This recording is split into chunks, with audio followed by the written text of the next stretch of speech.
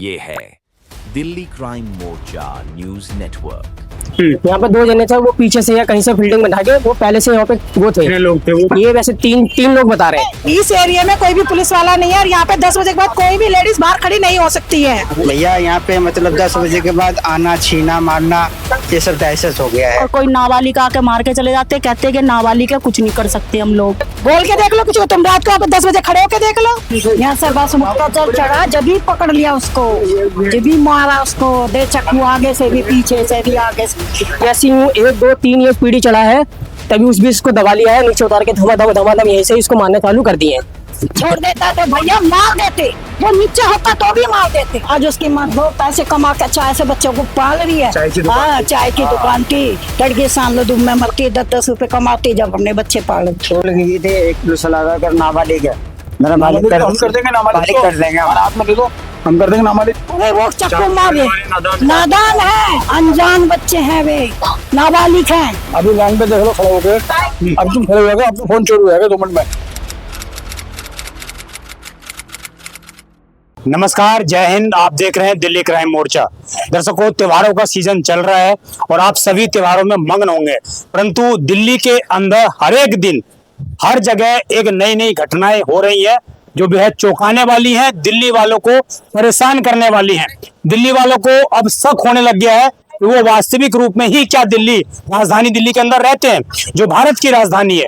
क्योंकि भारत की राजधानी इन दिनों राजधानी के नाम से नहीं, क्राइम कैपिटल ऑफ इंडिया के नाम से पुकारी जा रही है। मेरी मौजूदगी इस वक्त आजादपुर गांव में है और मैं कहूंगा थोड़ा विजुअल आप दिखाएंगे तो यहाँ पर आपको ड्रम, जो पानी के ड्रम जो रखे हुए हैं, इन पर आपको ब्लड के निशान दिखाई दे देंगे। यानी कि यहाँ पर अभी भी 2 से 3 दिन जो इस घटना को बीते हुए हो चुके हैं और अभी भी यहाँ पर ब्लड के निशान पड़े हुए हैं। यानी कि आप समझ सकते हैं कि इस गांव के अंदर, यहाँ के निवासियों के अंदर कितना खौफ इस वक्त है। और अभी तक इस घटना को बीते हुए 3 दिन हो चुके हैं और अभी भी पुलिस की गिरफ्त से सभी आरोपी जो है फरार हैं। ये जीना आप देख रहे हैं, इस जीने पर चढ़कर उस युवक ने अपनी किसी तरीके से जान बचाई है। अभी वो फोर्टिस हॉस्पिटल शालीमार बाग में भर्ती है और जिंदगी और जीवन के बीच में जो है जंग लड़ रहा है।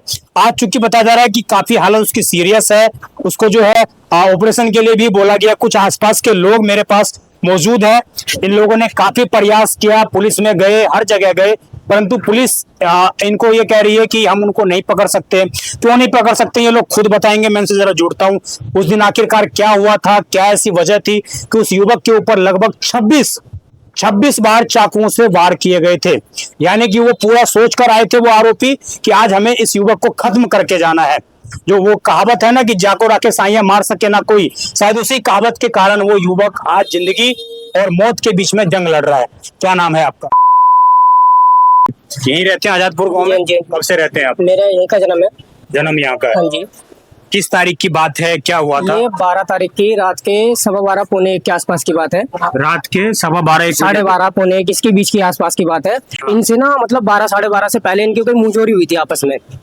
अच्छा, जिसके साथ ऐसा हुआ है, हादसा हुआ है। क्या ये नाम था उनका? इनका दीपक नाम है, जिसका हादसा हुआ है, और उनका नाम नहीं पता मुझे। कितनी उम्र है दीपक की? दीपक की होगी 24-25 प्लस ही होगी। 25 साल की। हाँ, और उस बीच क्या काम करते हैं? फोर्टिस में हॉस्पिटल में काम करता है, वो जॉब करता है। हॉस्पिटल में काम करता है? हाँ, वहीं पे ये उसमें मतलब जो भी मतलब इनका मुझे नहीं पता, नौकरी हॉस्पिटल में ही काम करते हैं, इतना पता है मुझे। तो जब उनकी बहसबाजी हुई थी ना आपस में, जो भी, मैं तो खैर एक्चुअली सहारनपुर ससुराल में था अपनी, मेरे पास फोन आया था, ऐसे मेरे को जैसे बताया, मैं वही बोल रहा हूँ आपको।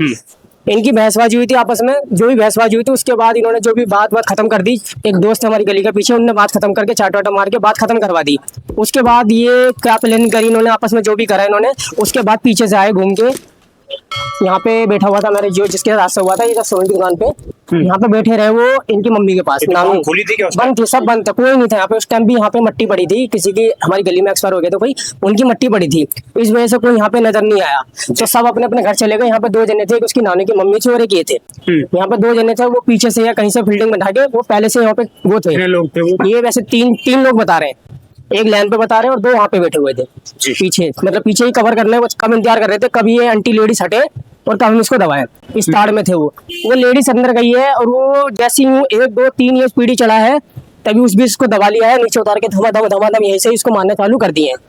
यही मारने का उन्हें हिम्मत थी उसमें, अगले में जो उन्हें जबड़ के रखा जब वो उसकी मम्मी ने ऊपर से डंडा फेंक के मारा, ये डंडा भी शायद यहीं पड़ा होगा, बैठा दिया उठाया, वो डंडा फेंक के मारा, तब वो इन्होंने इनको छोड़ छाड़ के भागे, वो दोनों भाग गए, मतलब जो मारने वाले थे। तब उन्हें जितनी उसकी जान थी ना, जान शक्ति, जब तो उन्हें पकड़ के रखा, जब उसकी सहन शक्ति खत्म हुई तब वो यहाँ के लुढ़क गया। अब उसकी सर्जरी है, उसके सर की भी, डॉक्टर ने सर्जरी की खैर मना कर दी है। कितने चाकुओं से वार किया गया? 25-26 बार है पूरे शरीर पर? हाँ 25-26 बार है।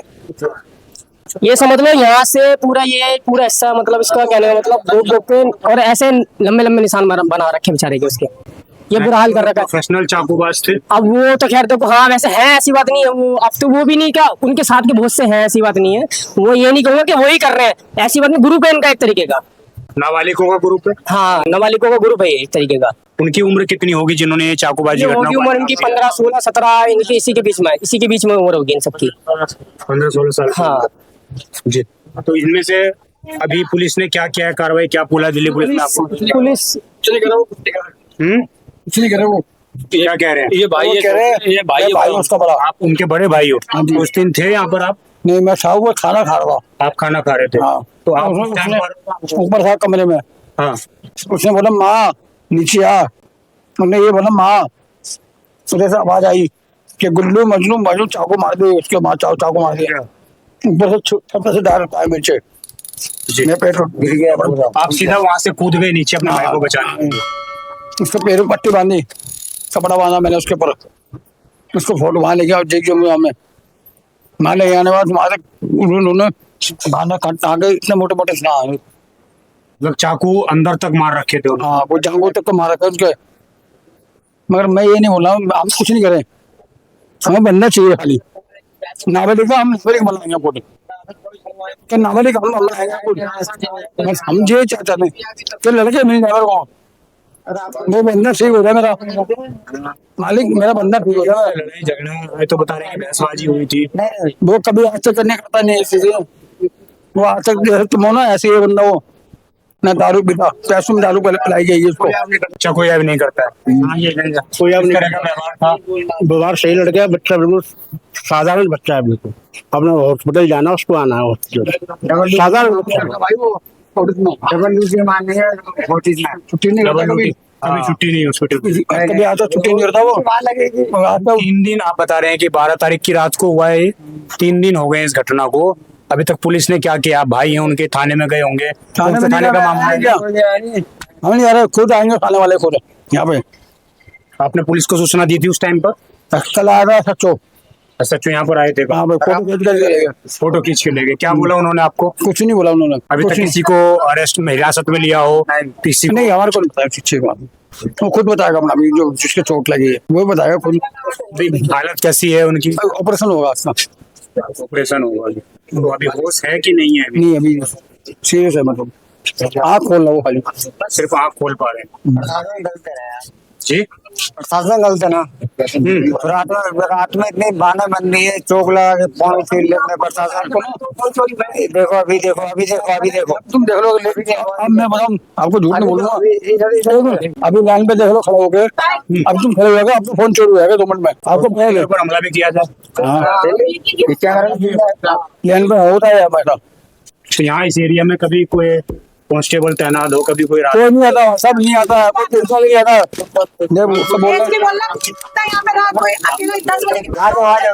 इधर आइए। मेरा नाम चंचल है। इस एरिया में कोई भी पुलिस वाला नहीं है और यहाँ पे 10 बजे के बाद कोई भी लेडीज बाहर खड़ी नहीं हो सकती है। क्यों?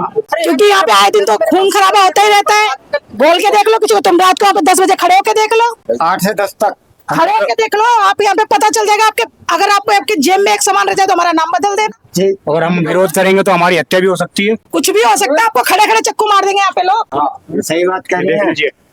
दिल्ली में ट्रिपल इंजन की सरकार है और सामने देखिए कैमरा भी लगा हुआ है, सामने चलता नहीं है।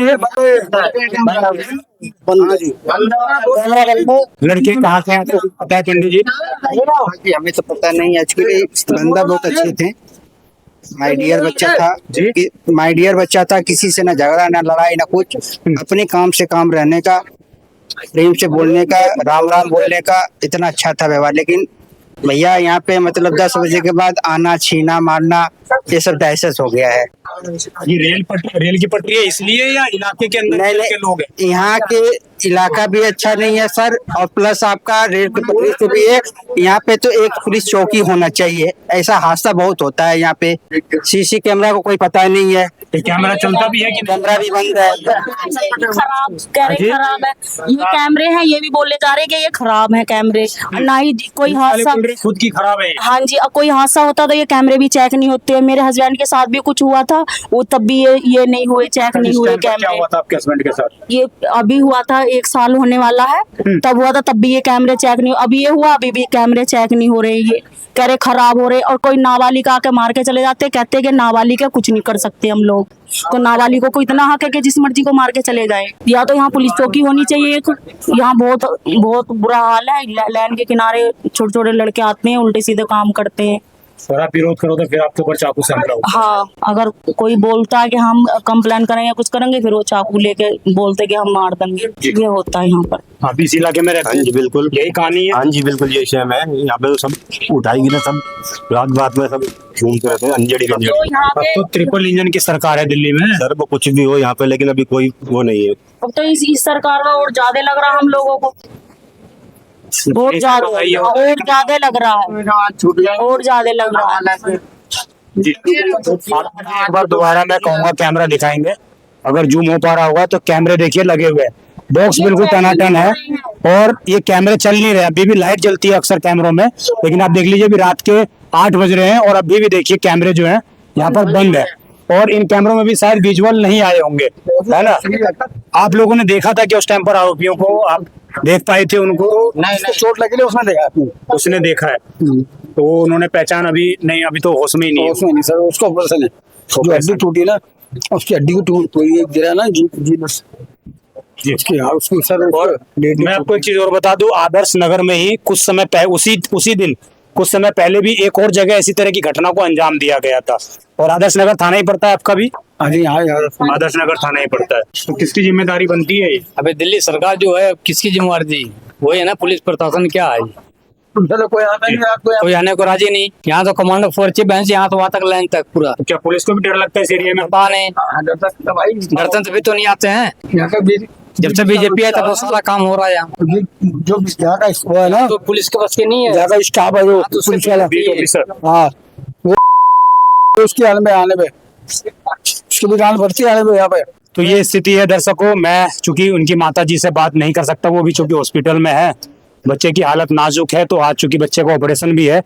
25 वर्ष उसकी उम्र थी, बताइए उसकी क्या गलती थी? महज कुछ बात को लेकर बहसबाजी हुई होगी, उसके बाद यही जीना है। आप देखिए इस जीने पर वो जैसे ही चढ़ता है ऊपर, वो उस युवक की हिम्मत की दाद देनी पड़ेगी कि उसने जो है जीना नहीं छोड़ा था। अगर वो जीना छोड़ देता तो शायद हो सकता था उसके सीने पर भी वार किए जाते, और उसी टाइम पर जो है उसकी हत्या कर दी जाती। बच्चे को तो मार ही देते जो नाता, उसकी माँ ऊपर थी, ये बच्चा भी ऊपर था, वो तो अकेला था। यहाँ बता यहाँ से बस मुटका जल चढ़ा, जब भी पकड़ लिया उसको, जब भी मारा उसको, दे चक्कू आगे से भी पीछे से भी आगे से, ऐसा बीन दिया बहुत बुरी तरीके से। हम तो आए घर में से, बच्चा मार गया, बच्चा मार गया। हम तो जब भागे, जब लोग कह रहे अरे बच्चा अरे मर गया रे, अरे बच्चा खर गया रे, तो मेरे कोई ले गए। तो भगवान मालिक है भाई उसका। ऐसा आज उसके साथ है, कल को हमारे साथ भी होगा। वो तो किसी के भी साथ कर देंगे, वो तो किसी के साथ भी कर देंगे। खुले हांडते हैं भाई, वो तो खुले सांड की तरह होगा। उनको छोड़ना नहीं चाहिए जिंदा, बिल्कुल नहीं छोड़ना चाहिए।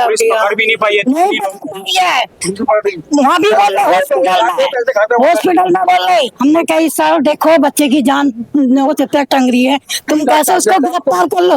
वे तो नादान बच्चे हैं, अरे वो चक्कू मारे, नादान है, अनजान बच्चे हैं, वे नाबालिग हैं।